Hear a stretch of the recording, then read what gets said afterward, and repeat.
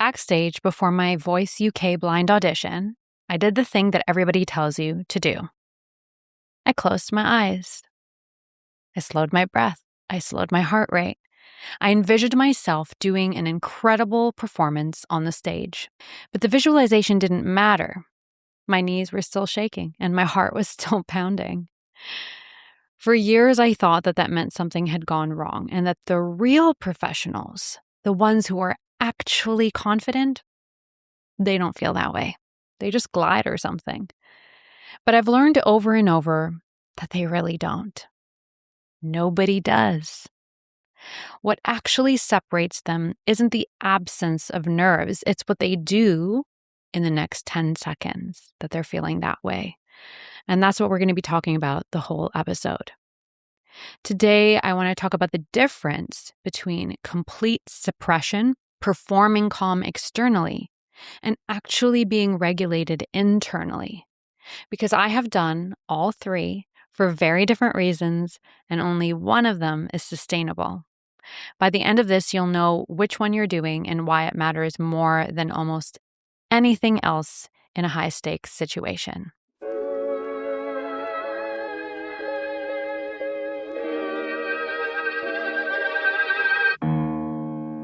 Welcome back to the Human OS, where we upgrade the internal operating system running your life. The patterns, the loops, the beliefs, reactions, identities you thought were just your personality, we're upgrading them. I'm STORRY with 2 R's.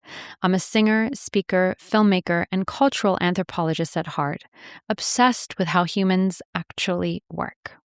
Let me take you back to that moment more fully.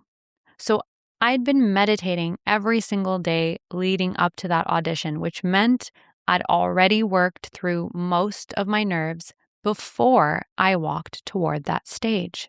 It was incredible seeing what months of meditation had actually changed. But standing there, waiting to sing, my body still had something to say about it. Heart racing, knees genuinely shaking, but instead of it being a whole day that rattled me from the night before, no sleep and panic throughout the day, depleting my energy, this lasted maybe 60 seconds.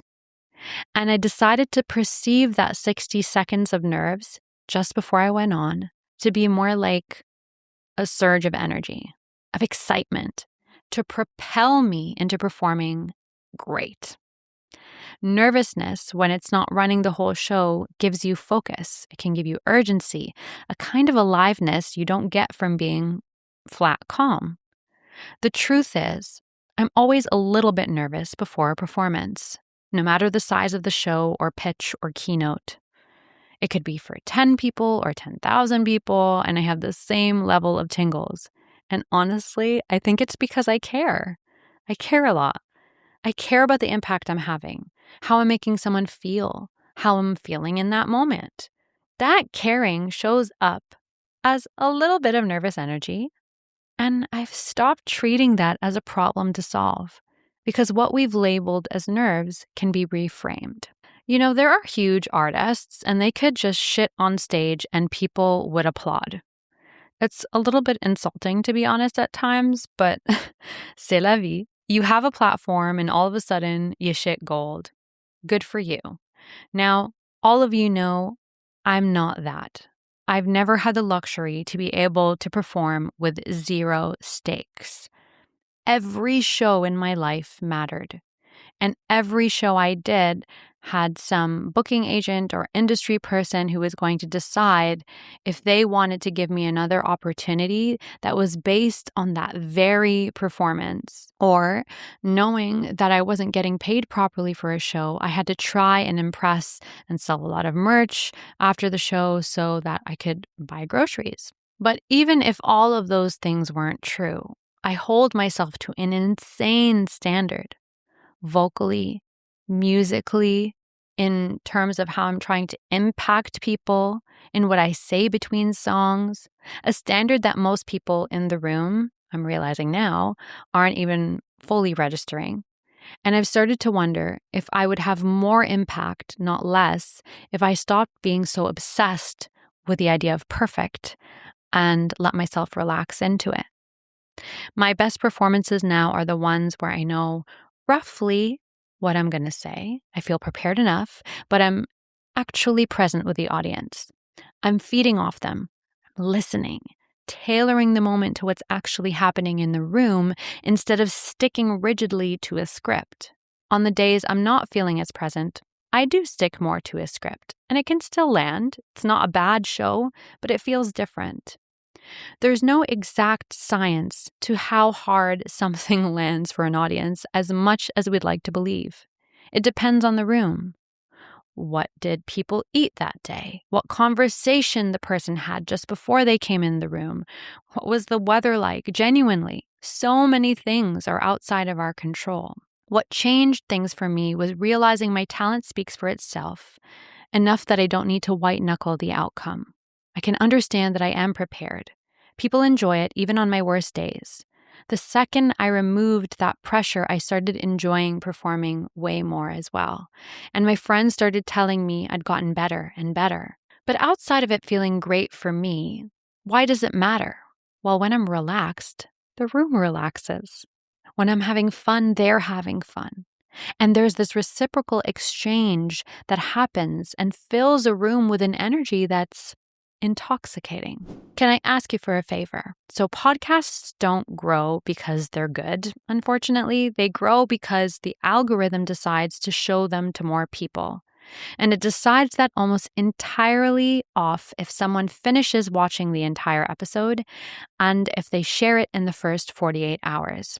So if this is landing, send it to one person right now and be sure to subscribe and comment to keep this channel going. Thank you so much. So researchers at Yale found that people are actually more accurate reading emotion through voice alone than through facial expressions. Your ears are better lie detectors than your eyes.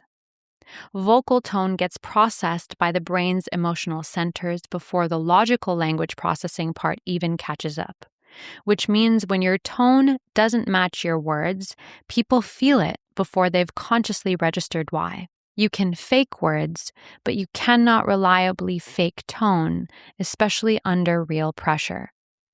This is also why technique matters. Most people only use the top third of their lung capacity when they speak or sing. And being nervous generally brings about an even more shallow breath. Breathing from the diaphragm, using your full lung capacity, releasing air in a constant stream, creates a healthier voice and, not coincidentally, a calmer nervous system. Because that kind of breath is psychologically incompatible with full-blown panic. One trick I use and teach are lip trills. This is a lip trill.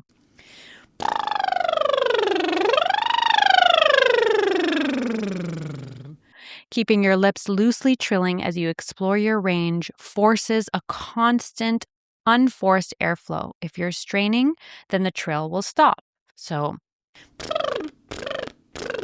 like that. It's a built-in check against compressing your throat. When I watched Tom Jones sing the way he does at his age, I was shocked. Night after night, on tour, I was like, this man's got to be using lip trills and other techniques that protect his instrument. He is definitely using his voice healthfully for decades, and it's paid off. And I've seen much younger singers need to cancel tour dates because they've lost their voice. But anyways, I digress. I learned to perform calm long before I ever stepped on a stage. When I was being trafficked, I wasn't allowed to cry or scream or respond to what was happening to me. There were very bad consequences if I did.